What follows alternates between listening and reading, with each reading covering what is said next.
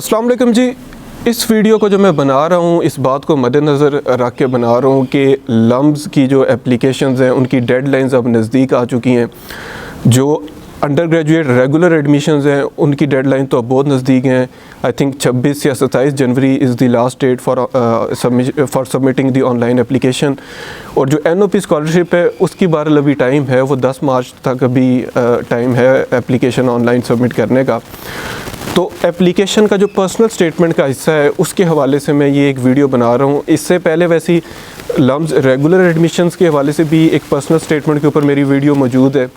इसके अलावा NOP scholarship के हवाले से जो NOP एप्लीकेशन है उसके भी पर्सनल स्टेटमेंट की जो वीडियो है वो ऑलरेडी मैंने एक बनाई हुई है।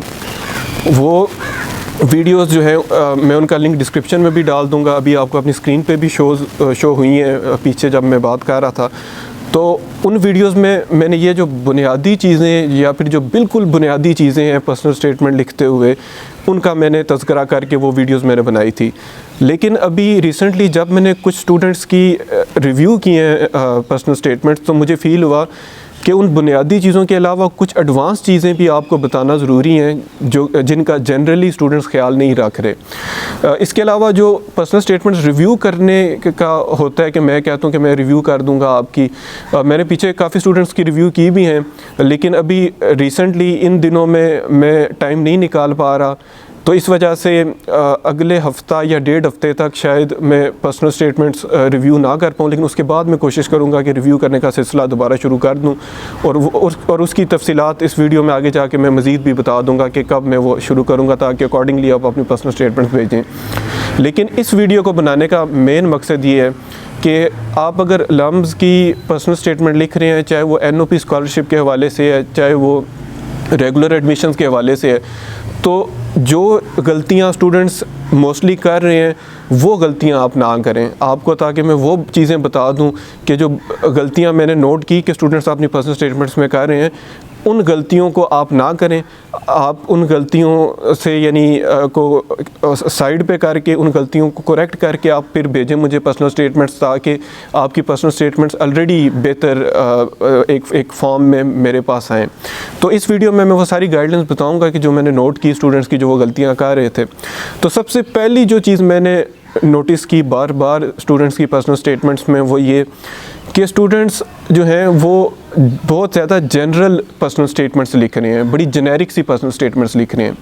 मैं अपनी वीडियोस में ये बात बार बार आपको बताता हूँ कि personal statement is the forum जहाँ पे आप अपने आप को स्टैंड आउट करवा सकते हैं।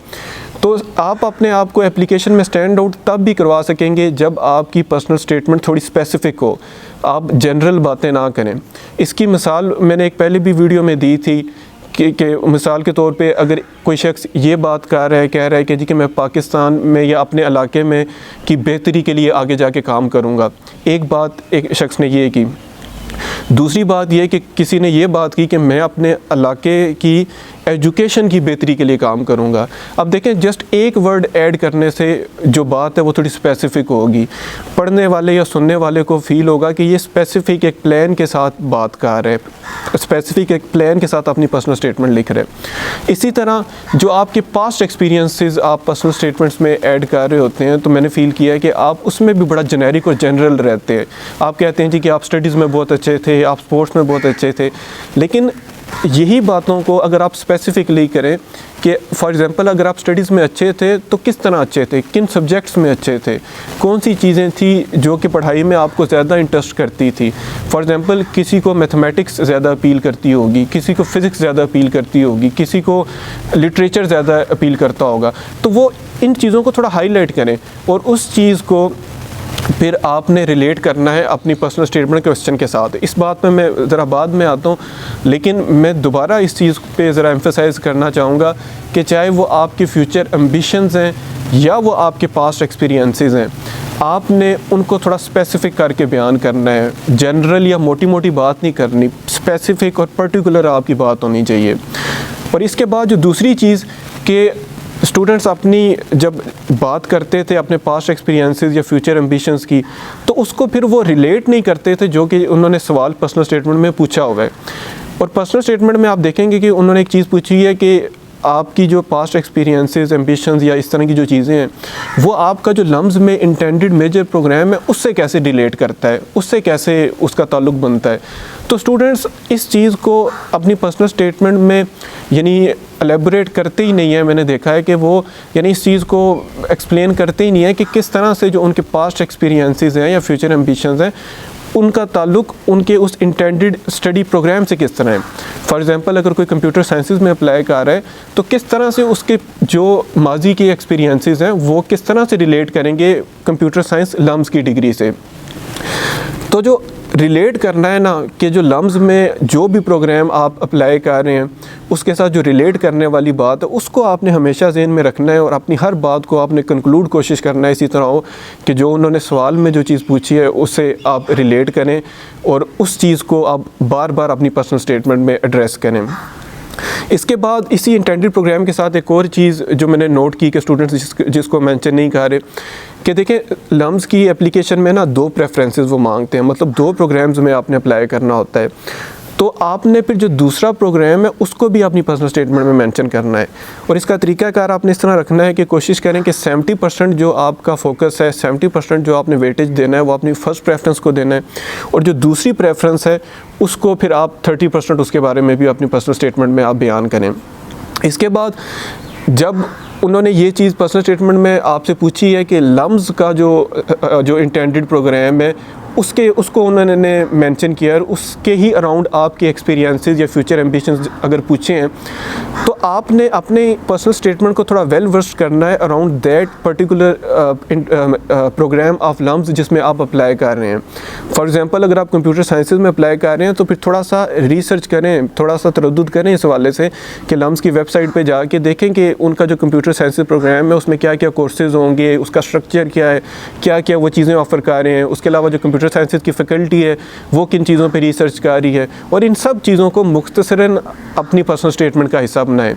फैकल्टी मेंबर्स के भी 2-3 लोगों की रिसर्च जो आपके यानी फ्यूचर एम्बिशन से मैच करती है उसको भी आप अपनी पर्सनल स्टेटमेंट का हिस्सा बनाएं। मैं तो इस चीज़ को बड़ा ज़्यादा सजेस्ट करता हूँ ताकि जो पर्सनल स्टेटमेंट आपकी पढ़ेगा एडमिशन कमेटी में से उसे पता हो कि यार आप लम्स की बारे में एक इन्फॉर्म्ड माइंडसेट के साथ आ रहे हैं।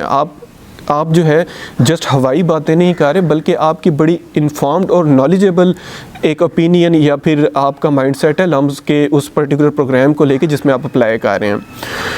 इन चीज़ों का आपने ख्याल रखना है और ये वो चीज़ें हैं जो कि मैंने बार बार देखा है कि स्टूडेंट्स अपनी पर्सनल स्टेटमेंट में इनका हिस्सा इनको नहीं बना रहे।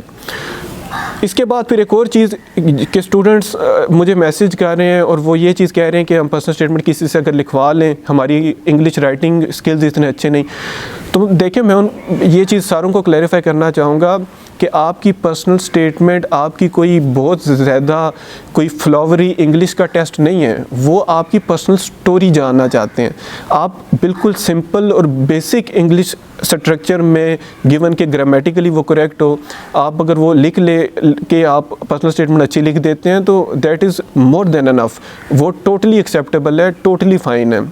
आपको इस चीज़ के हवाले से ज़्यादा परेशानी और तरद्दुद में पढ़ने की ज़रूरत नहीं है कि आपकी कोई अंग्रेज़ी बड़ी कोई आपने शेक्सपियर लेवल की लिखनी है तो फिर आपकी पर्सनल स्टेटमेंट स्टैंड आउट करेगी। स्टैंड आउट आपकी स्टोरी करेगी, ना कि आपकी अंग्रेज़ी। तो इस लेवल तक हर स्टूडेंट जो कि यानी first year, second year, O levels या फिर मैट्रिक क्रॉस कर ली होती है तो वो बुनियादी इंग्लिश लिख ही सकते हैं। तो आप ख़ुद लिखें और इस हवाले से इंग्लिश को लेके आप इतनी ज़्यादा परेशानी ना लें। इसके बाद फिर एक और चीज़ जो स्टूडेंट्स थोड़ा गलती कर रहे थे वो अपनी पर्सनल स्टेटमेंट्स में AI की हेल्प ले रहे थे, चैट GPT की हेल्प ले रहे थे। तो इस चीज़ को मैंने पहले भी बहुत दफ़ा कहा है और मैं दोबारा उस चीज़ को एम्फसाइज़ करूँगा कि आपने अपनी पर्सनल स्टेटमेंट्स में चैट GPT या AI की हेल्प नहीं लेनी। उसका नुकसान ये होगा कि जब वो AI डिटेक्शन करेंगे और अगर वो AI डिटेक्शन आ जाती है तो हो सकता है उसी मौके पे वो आपकी ना पर्सनल स्टेटमेंट को रिजेक्ट कर दें और आपकी एप्लीकेशन रिजेक्ट हो जाए। इसके अलावा एक और चीज़ भी कि कुछ स्टूडेंट्स की क्यूरी ये थी कि कुछ एक्सटर्नल कंसल्टेंट्स ऐसे मौजूद हैं जो कि पैसे लेके आपको यानी आपकी स्टोरी आप उन्हें बता दें और वो पैसे लेके आपको पर्सनल स्टेटमेंट लिख देंगे। तो मैं इस चीज़ को कभी रिकमेंड नहीं करूँगा, क्योंकि देखें पर्सनल स्टेटमेंट अगेन आपकी पर्सनल एक स्टोरी होनी चाहिए। कोई भी शख्स उसको जितना मर्ज़ी आप अपने बारे में बता दें, वो आपके बारे में अच्छी पर्सनल स्टेटमेंट लिख ही नहीं सकता। आपकी अच्छी पर्सनल स्टेटमेंट तब भी बनेगी जब आप खुद लिखेंगे। हाँ, ये चीज़ ज़रूर है कि आप रिव्यू किसी से अगर करवाना चाह रहे हैं तो रिव्यू करवा लें कि उसमें कोई इंप्रूवमेंट्स बता दे, सजेशंस बता दे, तो वो चीज़ आप करवा सकते हैं। और अब रिव्यू की तरफ आते हुए, अब रिव्यू का करते इस तरह कि अभी यानी ये वीडियो जब अपलोड होगी तो आई थिंक तब तक 13-14 जनवरी हो जाएगी। तो मैं अब कोशिश करूँगा कि जो एक दिन में रख लूँ, यानी अभी टोटली ना मैं कोशिश करूँगा 2 से 3 दिन ना अपनी मसरूफियत के रख लूँ ऐसे, जिसमें ना मैं जस्ट पर्सनल स्टेटमेंट्स रिव्यू करूँ। यानी वो दिन फिर ऐसे होंगे कि मैं कोई और काम नहीं करूँगा, कि जस्ट पर्सनल स्टेटमेंट्स रिव्यू करूँगा। तो उसमें एक मैं कोशिश करूँगा, और ये जो मेरे अब वो पर्सनल स्टेटमेंट रिव्यू करने के जो मैं ये जो टाइम लाइन एग्जैक्टली जो है, ये मैं अपनी इंस्टाग्राम स्टोरीज़ पे आपसे शेयर करता रहूँगा। तो इसलिए ज़रूरी है कि आप मुझे इंस्टाग्राम पे भी फॉलो करें। मेरा इंस्टाग्राम यूज़र नेम है सकलैन_साही। तो आप मुझे इंस्टाग्राम पे ढूंढ के मुझे वहाँ पे फॉलो कर लें। मुझे यूट्यूब पे सब्सक्राइब भी करें, क्योंकि वहाँ पे वीडियोस वगैरह भी आती हैं। और इंस्टाग्राम पे लाजमी फ़ॉलो करें, क्योंकि ये जो अगली ये जो क्या नाम है, ये जो रिव्यू करने की जो मैं टाइम नहीं बताऊँगा, वो इंस्टाग्राम स्टोरीज़ में ही बताऊँगा। तो मेरा इंस्टाग्राम यूज़र नेम सकलैन_साही है, और इंस्टाग्राम पे आप ढूंढ के वहाँ से मुझे फॉलो आप करें। तो अब और फिर आप मुझे वहाँ मैसेज भी कर सकते हैं। मैसेज में भी कोई चीज़ आपने पूछनी हुई तो वहाँ भी मैं आपको इंशाल्लाह रिस्पॉन्ड करूँगा। तो अब जो ये चीज़ है ना, जो रिव्यू करने वाला, वो मैं एक तो कोशिश करूँगा कि जो लम्स की ऑनलाइन एप्लीकेशन है उसकी डेडलाइन से पहले एक रिव्यू की डेट रख लूँ, वो मैं इंस्टाग्राम पे बता दूँगा। इसके अलावा NOP की जो पर्सनल स्टेटमेंट्स हैं उसकी डेट्स भी जो है ना, वो मैं कोशिश करूँगा कि 2 और दिन ऐसे, यानी 2 और दफ़ा आप लोगों को ये मौका दूँ कि आप मुझे स्टेटमेंट्स भेजें और मैं रिव्यू कर दूँ। तो इस तरह ये है कि आई होप कि मोस्टली लोगों की, या फिर जितने लोग भी मुझे भेजेंगे, उनकी पर्सनल स्टेटमेंट्स रिव्यू हो जाएंगी। लेकिन एक इशू जो और स्टूडेंट्स को आ रहा है वो ये आ रहा है कि जो NOP की ख़ास तौर पे एप्लीकेशन है, वो मेरा ख्याल है पर्सनल स्टेटमेंट आप सबमिट कराते हैं तो उसके बाद फिर आपको आती है डॉक्यूमेंट्स अपलोड करने की ऑप्शन।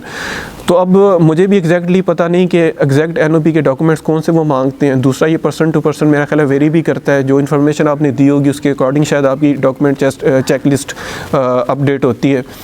तो जिन लोगों ने अपनी चाहे वो लम्स रेगुलर एडमिशन्स हैं, और ख़ास तौर पे जिन्होंने NOP एप्लीकेशंस अगर सबमिट करा दिए, क्योंकि कुछ स्टूडेंट ऐसे हैं जिनकी मैंने रिव्यू कर दी थी और उनको मैंने ओके कर दिया था कि अब आपकी ये स्टेटमेंट जो है ये ठीक है, आप ये सबमिट करा सकते हैं। कुछ को मैंने कहा था कि इसमें इम्प्रूवमेंट करें, और फिर वो इम्प्रूवमेंट करके बेशक मेरे से दोबारा भी रिव्यू करवा लें। लेकिन जिनको मैंने कह दिया था कि अब आपकी ओके हैं, अगर उन्होंने सबमिट करा दिए, उन्होंने डॉक्यूमेंट्स भी अपलोड कर दिए हैं, तो उनसे मैं गुजारिश करूँगा, उनसे मैं रिक्वेस्ट करूँगा कि कमेंट्स में आप बता दें कि डॉक्यूमेंट्स कौन से हैं NOP के ख़ास तौर पे, ताकि स्टूडेंट्स को ये पता चल जाए कि जो NOP के डॉक्यूमेंट्स हैं वो कौन से हैं। और इस चीज़ के हवाले से, क्योंकि स्टूडेंट्स का मेन ये मौक़िफ़ था कि पर्सनल स्टेटमेंट वो सबमिट नहीं कराएंगे तो डॉक्यूमेंट्स का उन्हें नहीं पता चलेगा, तो डॉक्यूमेंट जो उन्होंने कलेक्ट करने हैं, अरेंज करने हैं, उसमें उनको मुश्किल आ रही है।